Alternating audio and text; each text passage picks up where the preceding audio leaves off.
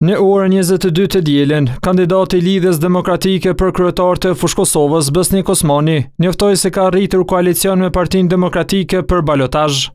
Në marrëveshjen që ka firmën e tij dhe kandidatit Rahim Tërnava, përmendet prioritetet e bashkëqeverisjes, por nuk përmenden përgjegjësitë dhe pozitat që do t'i ndajnë nëse marrin pushtetin pas 9 nëntorit. Është arritur koalicioni i madh për të mirën e të gjithë qytetarëve të komunës së Fushë Kosovës, që i that po zhvillimit, mirëqenies dhe përparimit.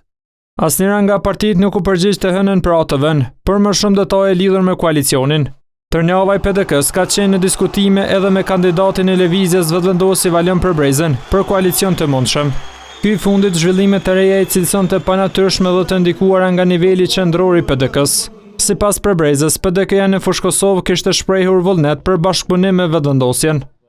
Konkretisht janë Sami Lushtaku, Kamishi, Abelar Tahiri, këta janë kumbar të këtij koalicioni. Vullnetin e kishte Partia Demokratike qendrore në Fushë Kosovë, mirë po ndërhyrjen nga jashtë, ndërhyrjen nga niveli qendror, ato që ceka më lart, kanë bërë që mos të bëhet një koalicion opozitor. Në këtë komunë LDK deri tash ka arritur marrëveshje me PDK-n dhe nisman socialdemokrate, kurse Lëvizja Vetëvendosi me AK-n dhe minoritetet.